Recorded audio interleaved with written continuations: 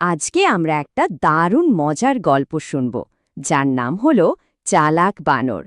তাহলে আর দেরি কেন, চলো এই গল্পটা শুরু করা যাক। তো আমাদের এই গল্পের শুরুটা হচ্ছে একটা শান্ত নদীকে ঘিরে, আর সেই নদীর পাড়েই থাকতো এক বেজায় বুদ্ধিমান বানর। ওর নজরটা কিন্তু সবসময় থাকতো নদীর ঠিক মাঝখানে থাকা একটা বিশেষ জায়গার দিকে। এই যে দেখো, এই হলো আমাদের গল্পের হিরো, সেই চালাক বানরটা। আর ওই যে দূরের নদীর মাঝখানে একটা দ্বীপ দেখা যাচ্ছে, তাই না? ওটা ছিল একেবারে মিষ্টি রসালো ফলে ভরা। আমাদের বানর বন্ধুত্ব ওটাই ছিল প্রিয় জায়গা, রোজ যেত ওখানে। প্রতিদিন ওই ফলের দ্বীপে যাওয়ার জন্য ওর কিন্তু একটা দারুণ রুটিন ছিল। খুবই সহজ। প্রথমে নদীর পাড় থেকে দিত এক লাফ, গিয়ে পড়তো একটা বিশাল পাথরের ওপর।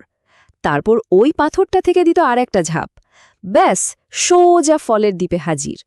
কিন্তু গল্পটা তো আর এত সহজভাবে চললে হবে না, তাই না? হঠাৎ করেই এন্ট্রি নিল নতুন একজন, আর তার আসার সাথেই যেন জলের নিচে একটা বিপদের গন্ধ পাওয়া যাচ্ছে। কি হতে পারে বলো তো? আসলে ওই নদীতেই থাকতো একটা মস্ত বড় কুমির, আর সে কিন্তু অনেক দিন ধরে বানরটার উপর নজর রাখছিল। একদিন তো কুমিরের মাথায় বানরটাকে ধরার জন্য একটা ভয়ঙ্কর দুষ্টু বুদ্ধি খেলে গেল। কুমিরের প্ল্যানটা ছিল কিন্তু দারুণ ধূর্ত। ও ঠিক করল যে পাথরটার ওপর বানরটা লাফ দিয়ে নামে, সেটার ওপরেই ও একদম মরার মতো স্থির হয়ে পড়ে থাকবে। এমনভাবে থাকবে যেন ওকে দেখে মনে হয় ওটাও বুঝি পাথরটারই একটা অংশ। তাহলে বানরটা কিচ্ছুটি চায় পাবে না।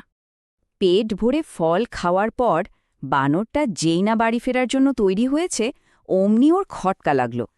আমাদের বানরটা তো আর যে সে বানর নয়, খুবই বুদ্ধিমান। ও সঙ্গে সঙ্গে ধরে ফেলল যে কিছু একটা গণ্ডগোল আছে। কি বলো তো সেই গণ্ডগোলটা?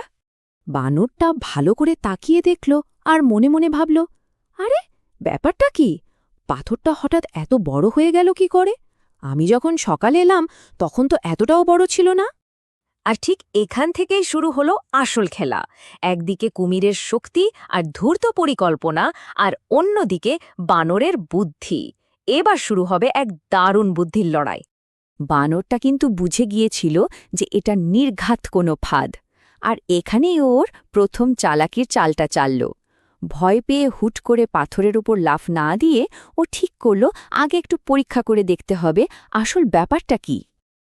আর পরীক্ষাটা করার জন্য ও কি করল জানো? ও চেঁচিয়ে পাথরটাকে উদ্দেশ্য করে বলল, কি গো পাথর বন্ধু, আজ এমন চুপচাপ হয়ে আছো কেন? কোনো কথা বলছো না যে? ভাবা যায় পাথরকে কেউ বন্ধু বলে ডাকে? এখন বোকা কুমিরটা তো ভাবনায় পড়ে গেল। ও ভাবল, তাই তো, আমি যদি কথা না বলি তাহলে তো বানরটা সন্দেহ করে ফেলবে যে আমি আসল পাথর নই। আর এই ভাবতে গিয়েই ও একটা মস্ত বড় বোকামি করে বসল। কুমিরটা অমনি উত্তর দিয়ে দিল, আরে না না বন্ধু, তোমায় তো সবসময়ই স্বাগতম। আর যেই না এই কথাটা বলা, অমনি তো ওর সব চালাকি ধরা পড়ে গেল। ব্যাস, কুমিরের ফাঁদ তো ফাঁস হয়ে গেল। কিন্তু বানরটা কিন্তু এখানেই থেমে থাকল না। এক মুহূর্ত সময় নষ্ট না করে ওর সঙ্গে সঙ্গে ওর দ্বিতীয় আর তার থেকেও চালাক প্ল্যানটা ভেবে ফেলল। বিপদ দেখে ঘাবড়ে না গিয়ে ও সবসময় এক পা এগিয়ে চিন্তা করত।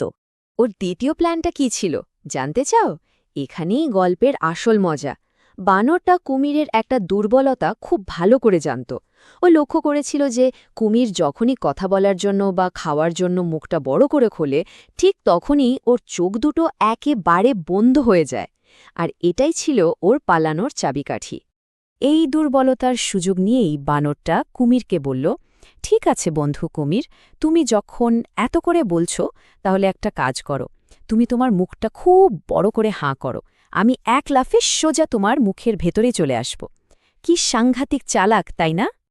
আর বোকা কুমিরটা যেই না আনন্দে মুখটা বড় করে হাঁ করেছে, অমনি ওর চোখ দুটো বন্ধ হয়ে গেল। আর সেই সুযোগে বানরটা কি করল? এক লাফে সোজা কুমিরের মাথার উপর উঠল, আর সেখান থেকে আর একটা লাফে ফুরুত একেবারে নদীর ওপারে নিজের জায়গায় নিরাপদে পৌঁছে গেল। তাহলে এই পুরো গল্পটা থেকে আমরা কি শিখলাম?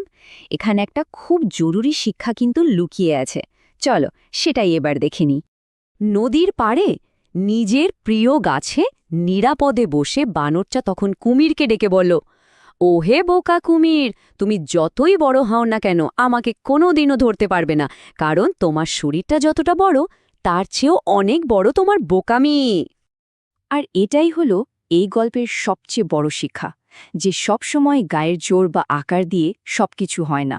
তার চেয়েও অনেক বেশি শক্তিশালী হলো বুদ্ধি। বুদ্ধির জোরে বড় বড় বিপদকেও হারানো যায়। আচ্ছা, এইবার একটু ভাবার পালা। এমন কি কোনো ঘটনার কথা মনে পড়ে যেখানে গায়ের জোর দিয়ে নয়, বরং মাথা খাটিয়ে বুদ্ধি দিয়ে কোনো বড় সমস্যার সমাধান করা গিয়েছিল? এই গল্পটা আমাদের এটাই শেখায় যে বিপদে পড়লে ঘাবড়ে না গিয়ে মাথা ঠান্ডা রেখে বুদ্ধি বের করতে হয়।